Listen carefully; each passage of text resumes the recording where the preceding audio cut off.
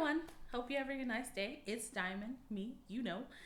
My background's different. It's just because I moved my computer from my blue room, which is really dark and doesn't get a lot of light, to my actual bedroom, which has a phenomenal amount of light because of my two giant windows, as you can see. So I think this is going to probably be the place I do my videos from now on because this lighting is phenomenal. Like, I don't have any special lighting going on. It's just the light from the windows. So, yes.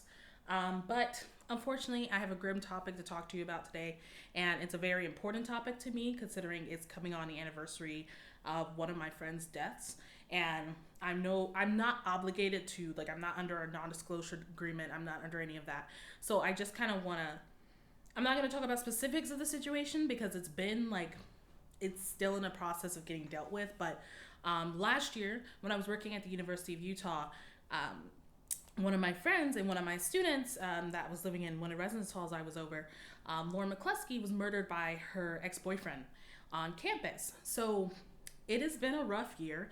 It has been rough dealing with the ramifications of, losing a friend, and also about how the university themselves are responding to it. So I was pretty close to the situation. I don't want to get into the specifics, just because if I do, I'm going to start crying, and I don't want to start crying right now. But pretty much, I was under a lot of scrutiny for a little bit. And I think it's just because of people's need to, my mind just went blank. Gosh, I'm sorry, y'all. This is just... people's need to save their own asses. And it makes me angry that through this situation, through everything that's been happening, through, the McCluskeys trying to just have someone fucking apologize to them, right? And get to the end of, get over this. It seems like it's going to be an uphill battle, and it's angering me for multiple reasons. So, one, Lauren was a phenomenal young woman. She was hilarious. She was stoic. She was a mix of different kinds of people. It was fantastic. It was definitely a versatile person. And it makes me angry that even when asking for help from different avenues, she contacted the police, she contacted housing, there was so many different avenues. She asked for help deliberately. Nothing got done. Nothing got done. And recently, the University of Utah released a statement stating that they were under no obligation to protect Lauren from her attacker, which, one would think a giant school like that, with all the money they have and with an actual police department on campus, that one of their obligations as a police department is to protect people when they ask for help. And so I didn't want to come off as assuming that that's a thing. So I reached out to other schools and asked them, hey, in a weird case where someone is being stalked and harassed and there's documentation that they've contacted multiple people and that there's documentation of what this person's doing, are you under any obligation to help this student? And I guess they thought I was joking when I asked this because common sense tells you yes, right? You don't become a cop, regardless if you're a cop out in society or if you're a cop at a university. You don't become a cop to not serve and protect, right? Yeah. So I've been dealing with that thing. I no longer work at the university. I don't live in Utah anymore, which is making it difficult for me because I want to help the McCluskeys in this situation. Even if I have to fly out to Utah or have to fly somewhere, I'm happy to do so. But I don't live in the area, so it does make it difficult when trying to communicate with people and letting them know, hey, this is going on. And I've had messages sent to me where people are like, wow, you acted just like everyone else. You flocked away as soon as it got done. And I'm like, okay, here's the situation. Here's the timeline. Lauren died in October. I graduated from the University of Utah in May. I did not want to stay at that school and work. I didn't want to stay in the state of Utah. Therefore, I left. I did not leave because of her death, but I can say that staying in the area was not something I wanted to do at all. It was never in the cards. So I left. I went and got a new job. I live in upstate New York now. So this is still an ongoing battle. We're coming up on her first year anniversary on the 22nd. And it still hurts. It still gets under my skin. And, you know, through therapy, through interacting with her parents, talking to, you know, people who actually care, I'm getting through it. And it's an uphill battle. So I think, honestly, what I want to say with that all-encompassing dreariness is that believe the victims, y'all. Domestic violence is not limited to a man and a woman. Domestic violence is not limited to a race. It's not limited to anything. It can strike at any time. So if somebody actively asks your help, and this is going to anyone, you know, police officer, educational specialist, anyone, like your best friend, if someone actively reaches out, don't take it lightly. Don't say, you know, I don't know him like that. No. And use your resources to actually help this person. Because had it not been for a friend of Lauren's, we would have not known her close friends. We would not have known what kind of person he was. Like, we already knew he was sketchy. We knew he wasn't up and up. And I'm not gonna say his name because he's not worth it. And, you know, in my head, he is trash. Like, I'm done with him.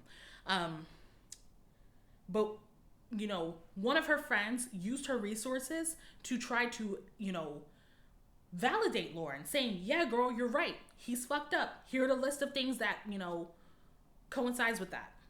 I don't understand why the police couldn't do the thing that, you know, a civilian did just on her Google image search, Google backtracking. Why the cops, who have an entire database that can look up, you know, felons, convicted people, like, I don't understand why that was not something they didn't do. And in my head, and in a lot of my daydreams, if there was someone who actually ran his name or his picture, anything, they would have realized what kind of person he was and realized he should not have been on a college campus, thus plucking him out of that society and potentially saving a life. But no, that is not what the University of Utah Police Department did. And on the housing end, which was my end, I personally take responsibility because I do like to pride myself in being a person who will go above and beyond for my students and for my friends. But at this one point, I didn't do what I pride myself in doing, and I lost a friend. And that's something I'm working on in therapy, working on with myself, because it really took an impact on how I see myself as a professional. But I also blame housing. And not as much as I blame you, like the police department. I blame housing because there were instances in which we could have helped her and we did not. And I don't give a damn about protocol. I don't give a damn about none of that, because having worked there for 2 years, I know what we could have done that could have potentially put her in a situation where she would have been safe. And now that I, like, pretty much no one at the university talks to me, which, you know, to each their own, I don't care. I do want to echo that. So if anyone from the University of Utah that works in the housing department sees this, I want you to know that while I don't personally blame one person for this, this was the work of, I personally blame the one person who did this, and that was him. He chose to hurt her. What I, you know, constantly think about, what angers me, is that the resources that were supposed to protect her from one person's actions were not used. And I don't care who says that this was inevitable. It was not. And how dare you say it was inevitable? How dare you? Because what I hear when you say this was inevitable is that you have a book somewhere with Lauren's name in it, and it stated when she was going to die, how she was going to die, and by who. And that you in no way could have fixed that. You and all your power and all your money and all your, like, everything that's set up at that school, you could not help her at all. Because you can't claim she didn't ask for help. We've heard the recordings of her calling. You've had people who tried to work on her behalf, her friends. So look at yourself and think, as an educational professional, is this something I really want to exemplify? And if you have no problem with that, if you are sleeping good at night, I think you need to rethink the profession you're in. And really think about what example you're setting for families, parents, students who are going to potentially go to your university. And how will you tell them that you are not under any obligation to help them in a situation they ask help for? Put that on your brochures. Put that on the website. Because that's what you said. You said you have no obligation to protect your students from their attackers. And if that's what you believe, be honest about it. Because I don't want, like, we have the Clery Act where the information goes out every year stating, and this is some good information for y'all if you're a student or if you're a parent. Look at the Clery report that goes out every year for the school that your student or you work at, whatever, or go to. It outlines exactly what kind of crime has occurred on campus. And so it's a little misleading because some crimes do not get reported.